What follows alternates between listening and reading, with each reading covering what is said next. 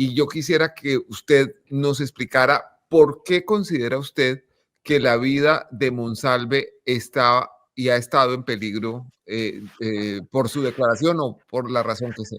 Los dos atentados que ha sido, de los que ha sido víctima Monsalve, no nos los hemos inventado.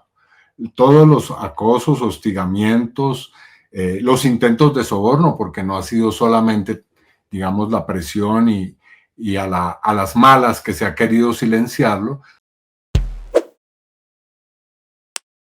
En directo con Coronel. Hay otra cosa en la que es insistente el expresidente Uribe, y es en decir que hay unas comunicaciones suyas que usted borró de su teléfono y que argumenta que es que el teléfono se le cayó y se le borraron preciso esos mensajes que son incriminatorios de lo que usted venía haciendo con Monsalve. ¿Cuál es su respuesta ante esa, digamos, hasta ese señalamiento reiterado del senador Uribe? Yo no tengo ningún tipo de comunicaciones secretas, ni con Monsalve, ni con ningún otro prisionero del país o de situaciones que yo haya hecho a la sombra. Todo lo que hay en nuestra relación con Monsalve se ha hecho conocer ante la Fiscalía General de la Nación, ante la Corte Suprema de Justicia, ante los organismos competentes. Y la demostración de eso es que yo no he ocultado ninguna de mis gestiones hechas para salvar la vida de Monsalve.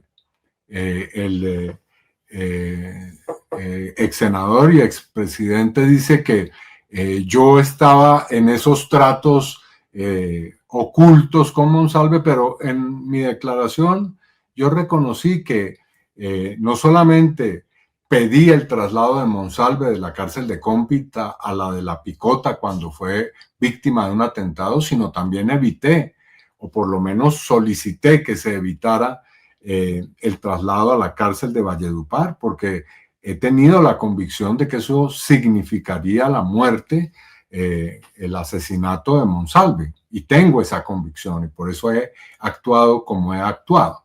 Entonces no hay nada que ocultar. Sí, efectivamente, un celular que yo tenía que pertenecía al Congreso se descompuso porque yo tuve se me cayó y bueno, en fin, ahí no había ningún tipo de comunicaciones que se pudieran catalogar de secretas.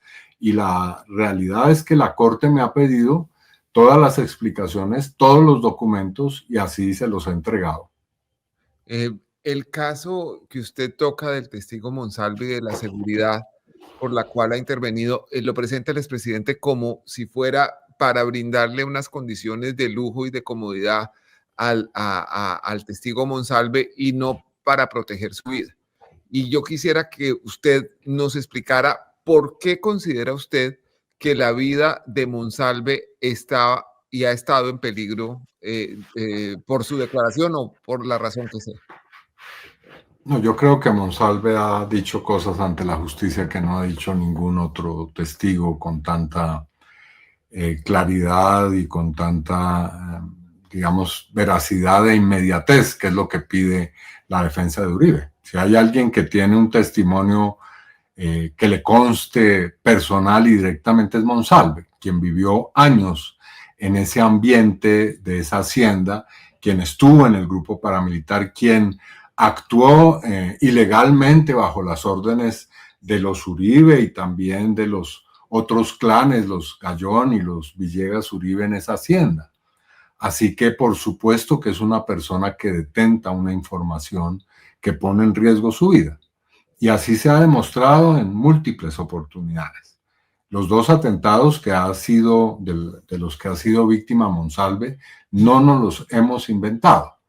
Todos los acosos, hostigamientos, los intentos de soborno, porque no ha sido solamente, digamos, la presión y a las malas que se ha querido silenciarlo, sino también ese alud de propuestas de beneficios. En febrero del 2018, 4 personas de manera simultánea de 2 fuentes distintas llegaron a Monsalve con las mismas propuestas. El señor Prada, el señor Carlos Eduardo López y los señores Pardo Hash y Diego Cadena, ambos enviados hay que decirlo claramente, por el expresidente Uribe, quien tenía programado, como se podrá recordar, para el día 23 de febrero, un show en las escalinatas del Palacio de Justicia para, junto a su abogado, pues el abogado demostrar, como se dice el doctor Granados, no el doctor Cadena, poder mostrar como un trofeo la retractación de Monsalve. Entonces no han sido solamente hechos de presión y hostigamiento y atentados, sino también de intento claramente de soborno. Quiero que volvamos un momentico a los atentados. El el expresidente Uribe ha sostenido que no son creíbles los atentados que ha sufrido Juan Guillermo Monsalve y dice que había dado una versión que el atentado de Cómbita se había dado porque él había puesto un documento ante el IMPEC y que ahora dice que está relacionado con su declaración. ¿Qué decir ante eso? Que me parece muy sospechoso el interés por descalificar esos atentados. Es decir, no hay ninguna investigación hasta ahora que nos permita establecer con claridad ni una cosa ni otra, es cierto. Pero ya el expresidente tiene un veredicto. Él sí sabe, como lo ha querido proyectar en la audiencia, que no era un atentado. Bueno, ¿y de dónde? ¿Cómo lo ha podido establecer? ¿A través de qué vías? Es realmente toda la contradicción de Uribe frente a ese testimonio. De una parte dice que es un testimonio débil, que Monsalve es una persona que es una especie de mentiroso patológico, que no hay ninguna credibilidad ni veracidad en lo que dice, pero por otra parte manda a emisarios numerosos a buscarlo, a pedirle que se retracte, casi a suplicar que se retracte. Entonces, ¿cuál es, digamos, aquí la verdadera actitud? ¿La de descalificar a Monsalve o la de realmente temer lo que está diciendo y que lo pueda poner en evidencia? Ese atentado, particularmente en la cárcel de Cómbita, en donde Monsalve resultó herido, donde hubo dos internos que lo atacaron con armas blancas, también tiene una señal clara de la premeditación, de que no fue una riña. Usted en su momento, recién se enteró que habían tratado de matar a este testigo, llamó y pidió información sobre esto. ¿Qué le dijeron que había pasado con la cámara de seguridad de la cárcel, senador, que debía haber registrado la riña o el atentado, según se escoja? Pues no hubo ninguna explicación que uno pudiera decir aclarar al episodio. El hecho real es que en ese momento, en el momento en que fue atacado Monsalve, porque esa circunstancia no ha sido puesta en duda, fue él el que fue víctima de una agresión y una agresión armada por parte de dos sujetos. Pues en el momento de ese episodio, algo que es totalmente irregular y anormal, la cámara de seguridad del sitio donde está Monsalve, en una cárcel de máxima seguridad, pues está en ese momento el lente obstruido por alguna sustancia que fue puesta ahí para que no se registrara la situación de la que estamos hablando. Aparentemente habían untado con mantequilla. Sí, parece ser. Para taparle su visibilidad. Y si taparon antes justo el lente de esa cámara es porque sabían que ahí iba a ser y que la cámara era mejor que no grabara lo que iba a pasar.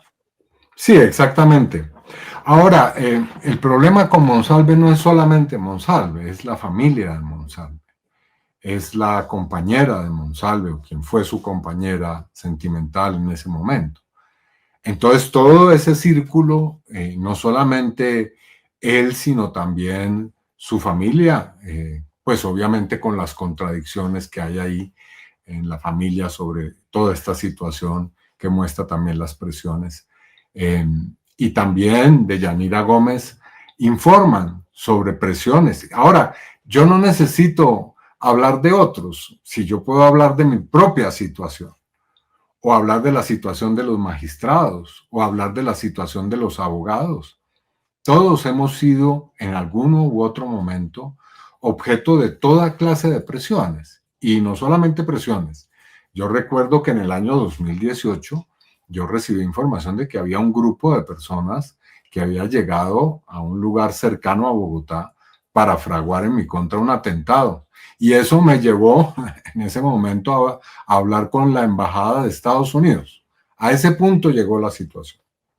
Entonces, digamos, no es un hecho individual la discusión sobre un episodio en el que se le cree o no a tal o cual de los testigos en este caso, sino una situación generalizada, por supuesto.